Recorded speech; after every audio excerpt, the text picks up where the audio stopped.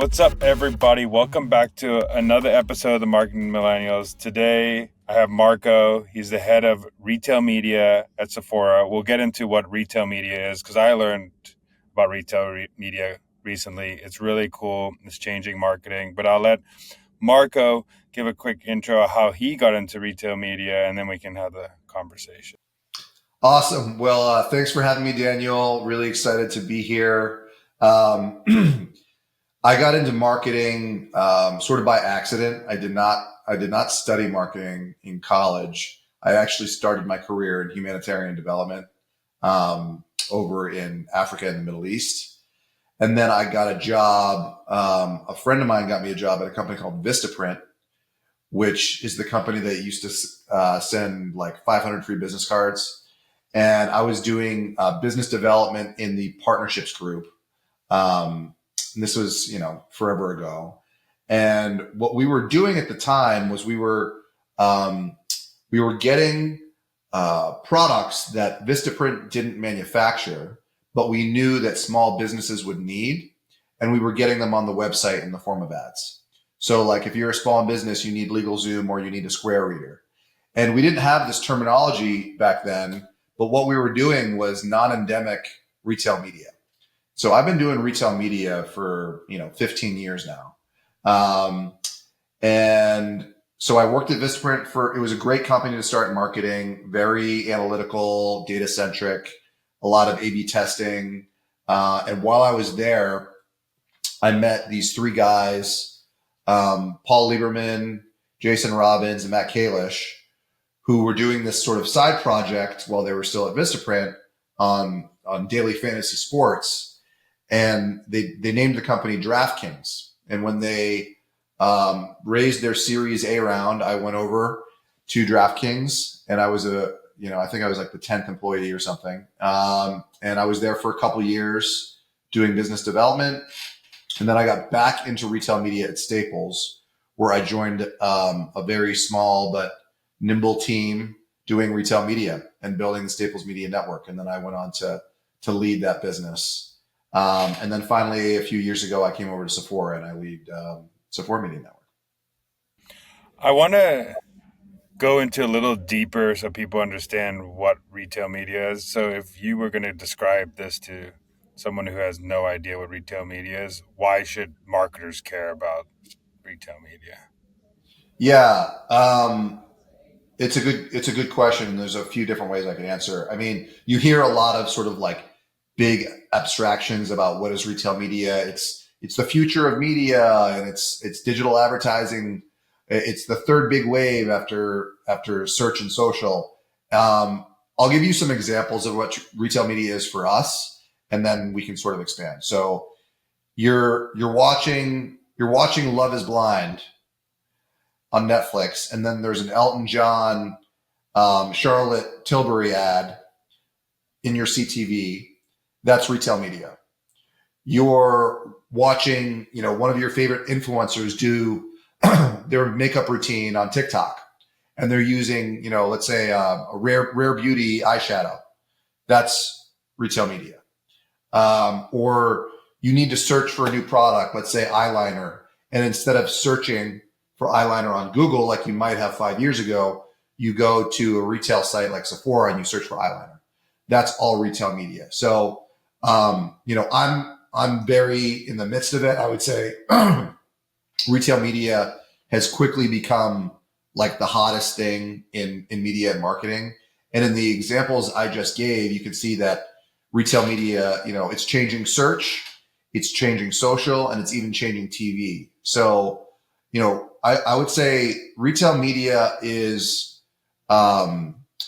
the process by which brands are developing closer relationships with customers.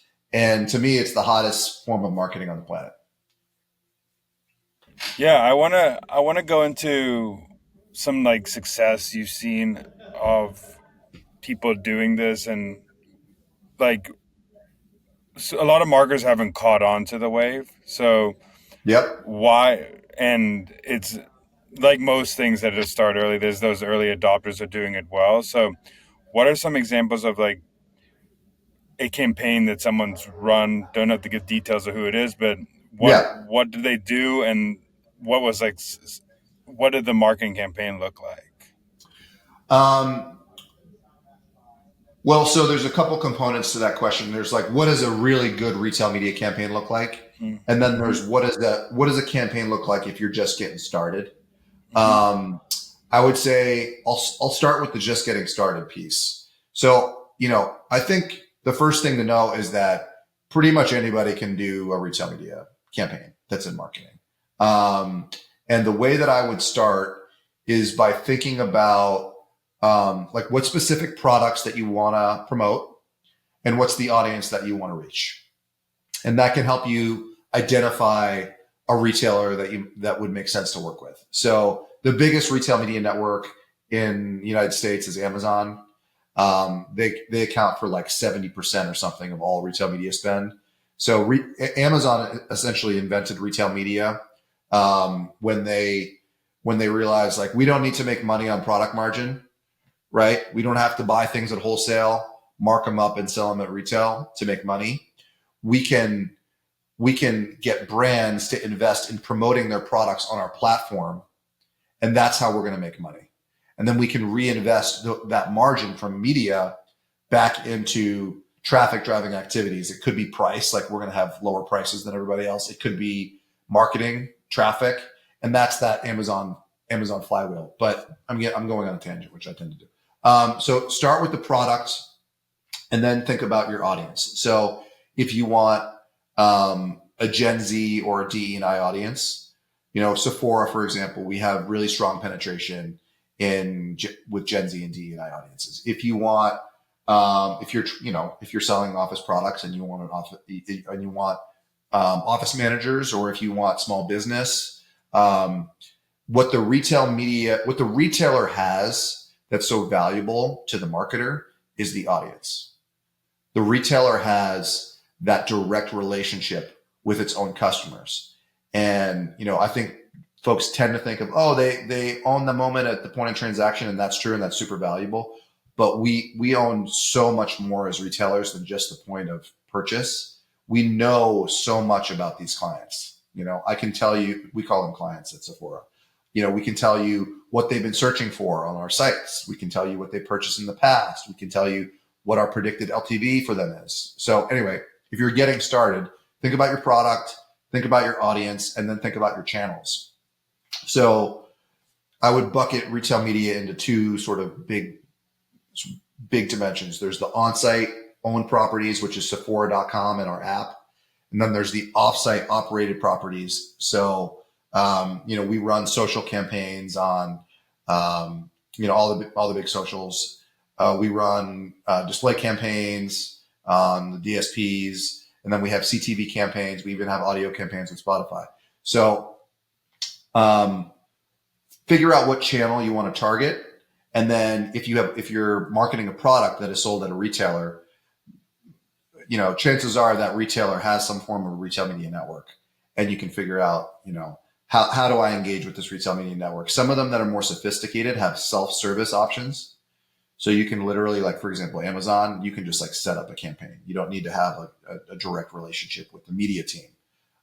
We at Sephora, we don't operate that way for a number of different reasons. We're sort of a private markets retail media network.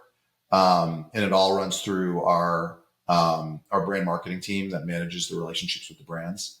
So anyway, that's a bit of a rambling answer, but I would start with, what products do you want to promote? And then think about the audience you want to reach, and then select your retailer from there.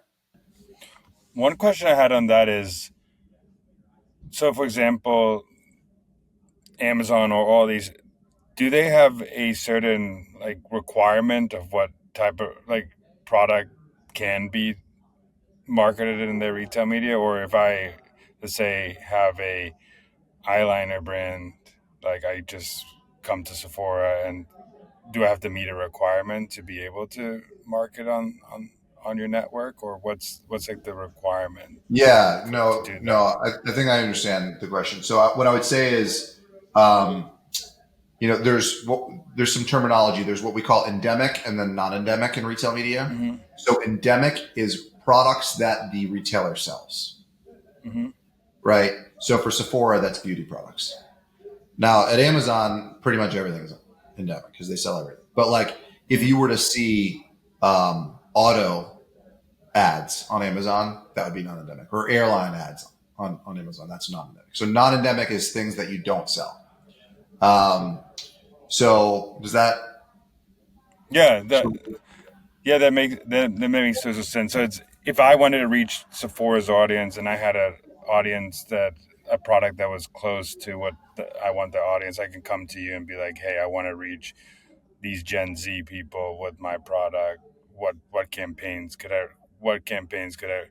What campaigns? Because I actually had a cool story about this, and this is like an Amazon story, but one of my one of my friends has a skincare company, and I was like, why aren't you on Amazon? And I went on Amazon and I was just like searched like all like there's all like five of their products, and it popped up, and it was going to like their competitors because they weren't on Amazon. I was like, why are you missing all this traffic from like people who are going there naturally? You're basically giving away all this traffic, and that's like one benefit of like being in a network where you're just otherwise you're just giving traffic to other people as well. That's just like more of like having a product that could be marketed on there, but there's also that other side of things where you want to reach people who are Amazon customers, and I want to do Right. something different. So Right. Yeah. A lot of retailers, Sephora is not one of them, but a lot of retailers make their audiences available via like the trade desk. So if you want to reach a specific audience for offsite campaigns, you don't, for a lot of retailers, and again, Sephora is not one of them, you can access their audience directly through self-service platforms. So you can run a campaign, and cookie deprecation, right? You need some sort of addressable audience in order for your marketing to work. If let's say you're running a display campaign, that audience increasingly is coming from retailers. Now, we don't participate in that at Sephora for a number of different reasons, but a lot of retailers do. And they're really performant audiences because they're verified. And oftentimes, in the case of really sophisticated retail media networks, those audiences have been broken down into very specific segments that that a marketer can leverage to drive performance for a campaign. So I've talked to you a little bit about this before. So there's kind of you have multiple different avenues where you can use retail media, which is you can either do like you were saying like display campaigns, paid campaigns, but there's also like the influencer part, which is probably one of the biggest part of that. So do you set up like a network of like Sephora or like influencers that they can tap in as well that you can use a campaign, or is it just the display? Yes. So yeah, retail media is very much a full funnel phenomenon. It is not, for a lot of retail media networks, retail media is maturing. It was initially for a lot of retailers like you're going to see sponsored products on the website, or you're going to see a banner on the website. It's going to say sponsored on it. We're way past that now, right? So now you have all this stuff that we've been talking about where, so I'll give you the example at Sephora. So what we do is we have packages, and our brands will partner with brands on these packages, and they're getting a full funnel marketing campaign that includes sponsored products in the search and browse pages of Sephora. They're getting display banners on Sephora.com and in the app, but then they're also getting offsite campaigns that span offsite display, social, CTV, and audio. And you talked about social and influencers. One of our great differentiators as a retail media network is that we have something called Sephora Squad, which is our own group of influencers that we have direct relationships with that, have been hand selected by Sephora. And, these influencers have massive followings on social. Let's say TikTok for the example from earlier, and they're, and beauty is an interesting category too, because it's such a social category. Our customer love, like, first of all, our customers love our products and they love to share what they're doing and they love to learn from influencers, not just what products they're using, but how they're combining them with other products to create beauty routines. And so a brand can now insert itself in that process and they can know that they're reaching like a Gen Z or a D&I audience in TikTok with this user generated content. So it's a very compelling value proposition to the brand.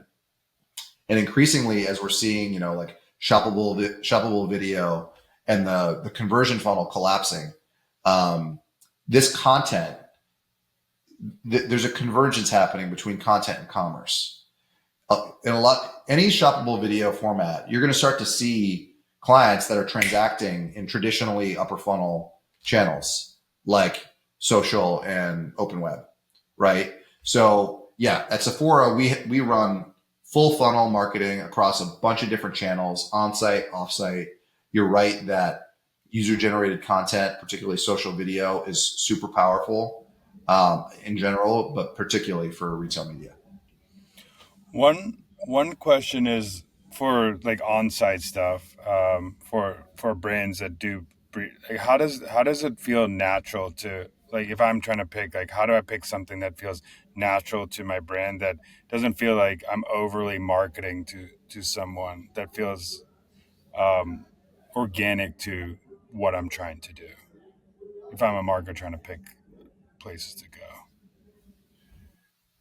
So, if you're on site and you're endemic, which means you're a product that the retailer sells, product listing ads or sponsored products, which is basically just like Google PLAs for an individual retailer, are a great way to create that experience because there's no incremental creative required. It's literally just like your product was going to show up at the bottom of page one in the search grid, and now it's showing up in the third slot, and you're paying on a cost per click basis.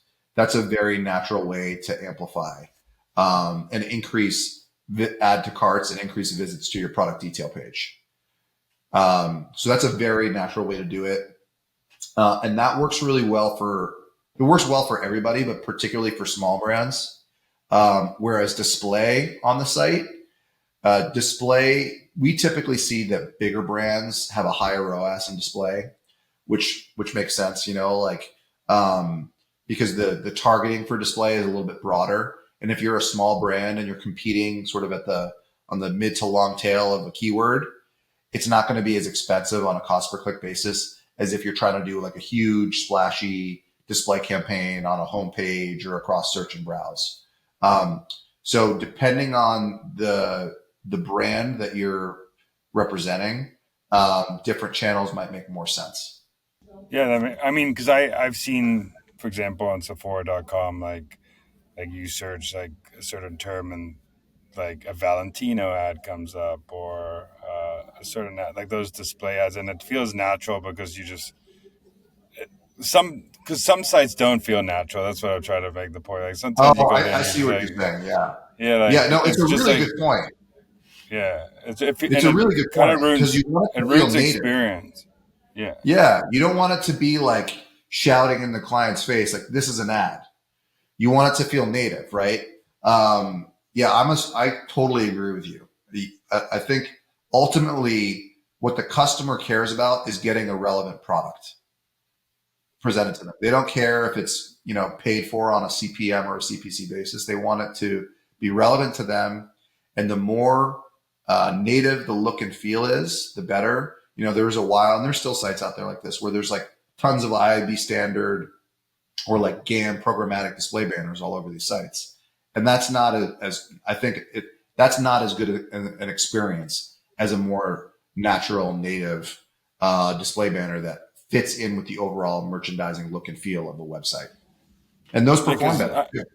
yeah, you've seen it in just like regular media sites forever, where like you have all these random display ads that are nothing to do, and next to like weird articles, and your products next to something that says something you don't, but you can't really control that because you're using like the trade desk to buy a display ad. So you show up in weird places that you probably don't want your brand to show up, but you don't control. If you pick those places to advertise on, it could have a negative effect on your brand instead of like a positive effect on your brand.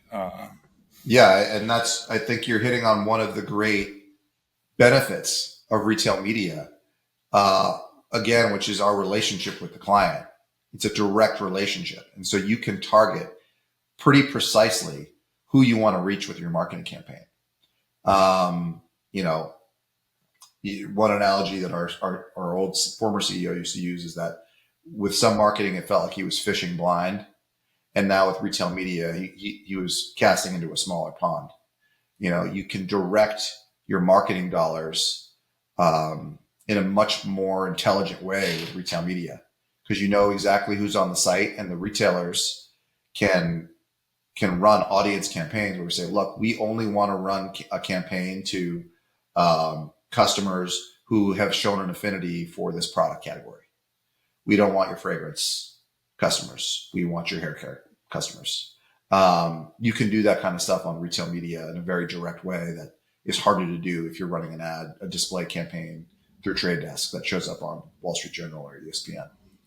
Yeah, and also you guys have one of the best data points, which is purchase data, which is a lot.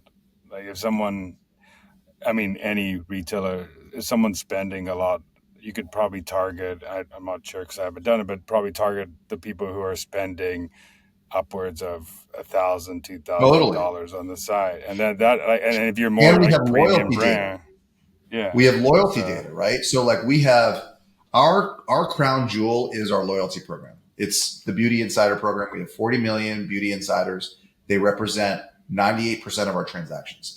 And we have a ton of data on these people. And so it creates a very strong foundation upon which to build a media business. Because you're right, we have that purchase data, but we have all their purchase data and we have all their search data on our site. So we have a pretty strong profile about these clients, what they like and what they don't like. We might know, hey, this client, they really like new stuff. They like new brands. They like to try out new things. Or we might know like this client is really upmarket. We should be giving them the best of the best. Or this client is lower market. We should be giving them more intro stuff. And the other thing that we have for the brand is, you know, a lot is said about that purchase point and that transaction data, which is super valuable, right? Because you know, like, all right, I showed the ad, it was exposed to Daniel, and then he purchased, and I can draw that straight line, right? But we also know whether or not you're new to that brand. mm-hmm. So we can go beyond return on ad spend in retail media in a way that's much harder to do in other channels. So I can tell, and this is what we're starting to see happen in the industry, and we're a part of this, and this is what we're doing at Sephora. If you spend, you know, 50 grand on a campaign and you generate $250,000 in sales, that's great. You got a 5-to-1 ROAS, great. But we also know that ROAS is pretty correlated with brand sales. We know that 5-to-1, a big chunk of it's incremental, but we don't know how much is incremental. What we do know is, all right, of that sales, let's say, you know, there were, I don't know, 5,000 customers that transacted, right? Of those 5,000, 4,000 of those customers have never purchased this product or this brand before at Sephora. So you now know as a marketer, I'm not only driving return, I'm driving customer acquisition, which is really powerful. And so we're starting to share this with our brands, not just, hey, you spent X and you got Y and your return was 5-to-1.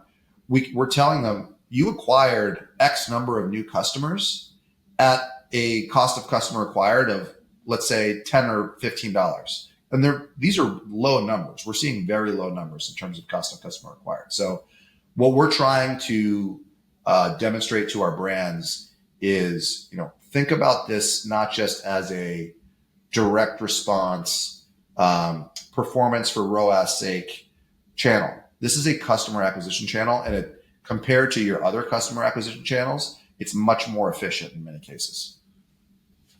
I mean, especially, and you've kind of said that, is like, especially now that with all the third party data on other sites getting weaker and weaker, and not being able to use that third party data as well, you it's harder for now as a market. It's more expensive for marketers to go on traditional digital channels like Facebook or Google and stuff like that. And even Google, like, we know Google's always going to be attributed as last touch for a lot of these brands, even though like it's not the best place to do it. So this is another a cool new channel that people should start testing if you want to get in front of audiences and know purchase data and get more precise with your marketing, like you kind of used to do back in the day when you were allowed to do that on these other channels. So it's pretty cool. Totally. And there's been all this back and forth about cookie deprecation and what's Google going to do. And I'm of the view that it doesn't really matter too much, frankly. 70% of open web traffic is already, is not cookied. And you have this opportunity with retail media to target a specific audience. And the performance just speaks for itself. It's just a much better way of running these campaigns, and it shows up in the performance. So you're totally right that as the overall landscape changes, the relative position of the retailer is getting stronger because we have what the marketer wants, which is that direct response or that direct relationship with the client, right? The So last, yeah, go ahead. I was just going to say the last question. Oh, I have two more questions, but the last question, I just want to like break it down, like what a brand comes to you, what would like a campaign look like for that brand if I would come to you and say, hey, I want to spend $100,000 on retail media. What would you suggest? I know it's depending on the product and all that stuff, but like, what is an example of what that would look like for a brand? Yep. So we have a menu of packages, right? And they each have different price points and each have different channel allocations. And depending on the brand and what the brand is trying to accomplish, we help the brand select the package that works best for them. And so these packages will include like a portion of your campaign is going to be on-site product listing ads or sponsored products. A portion of it's going to be display. And then another big portion is going to be offsite. It's going to be a lot of social. Social is very big in our space. There's going to be a lot of CTV. CTV is our fastest growing channel. There's going to be some display in there. There might be some audio in there. And we're going to break down, based on this menu of packages, what makes most sense for the brand. And then we run a campaign. And the good thing about this full funnel strategy is that it all works together really nicely. We can coordinate. This is the kind of creative that we're going to be running. This is the product that's going to be on promotion. That's kind of at the center of the campaign. This is the audience that we're trying to target. And it all sort of works together for the brand so that at the end of the, let's say 2 months of the campaign running, they get to see a report of here's how the whole thing performed for us. And that's ultimately what the brands want. I think historically there's been a lot of different business units within retailers that run, a co-op campaign over here and a display campaign over here and an on-site campaign over there. It's good for the brand to have a cohesive, holistic story so they can see how their marketing investment is working for them. Yeah, and I think you guys know, you have a lot of data of how previous campaigns worked, what creatives work for certain brands, all Exactly. that stuff. And then also like it's so much easier to not, as a marketer, to not have to go to 8 different places to do this one thing where I will have to go spend on like social. I have to buy a CTV ad. I have to do this thing. I have to Exactly. do that thing. I can just do it through one place, and you can be like the one-stop shop that helps put it all out for us. We You can got help. it. Yeah, so that's a way better.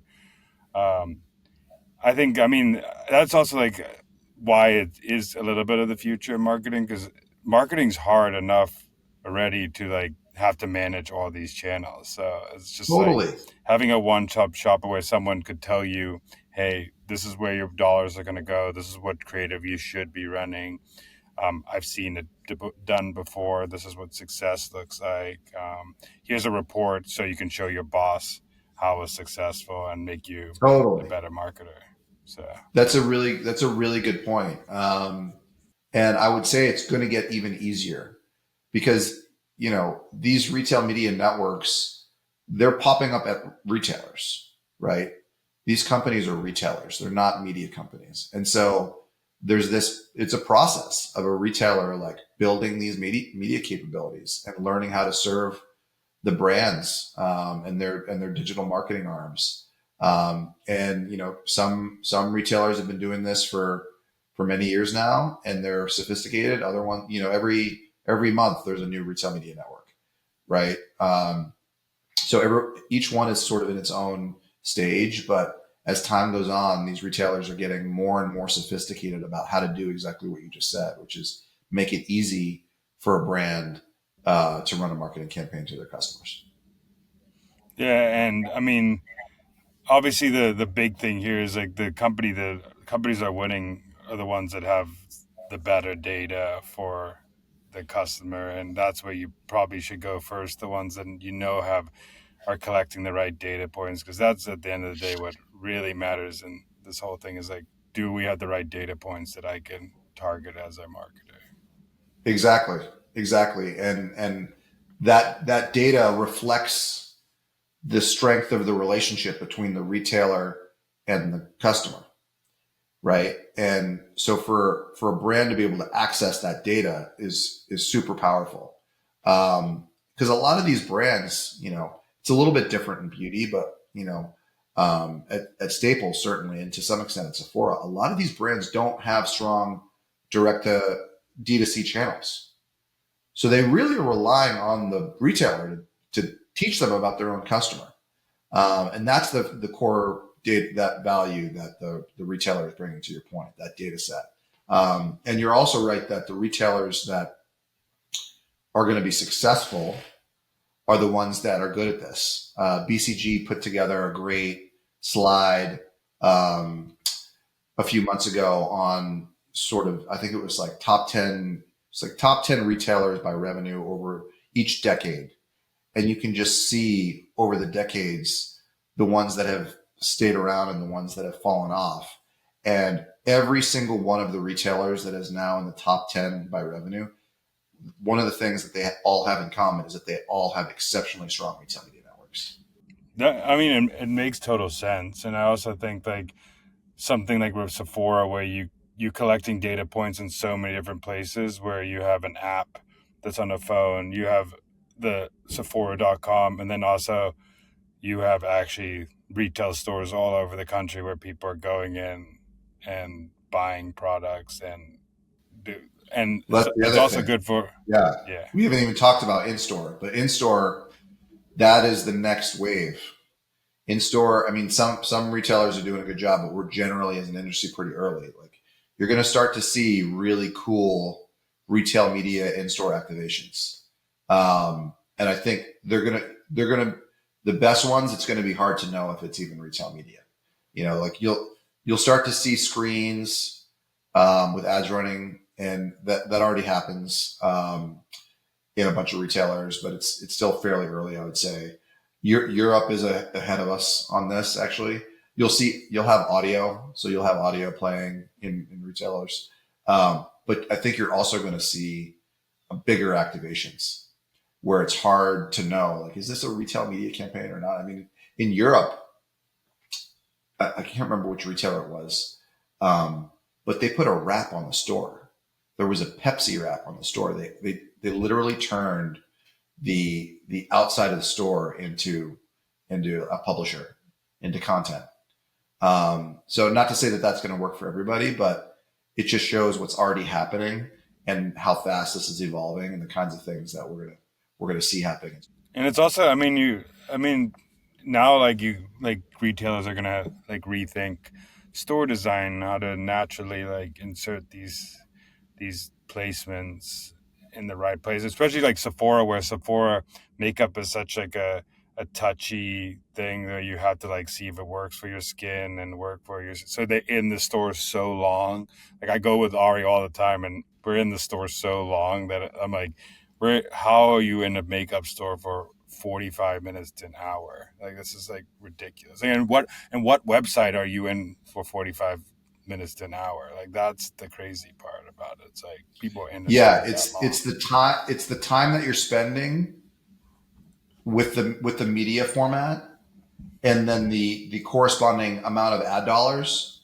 If that's sort of your like metric, the in store is just at the beginning. There's so much time spent in store, and there's so little ad dollars running to in store that it's a huge opportunity. And a lot of really smart people in the industry are predicting that it's going to be the fastest growing channel within retail media.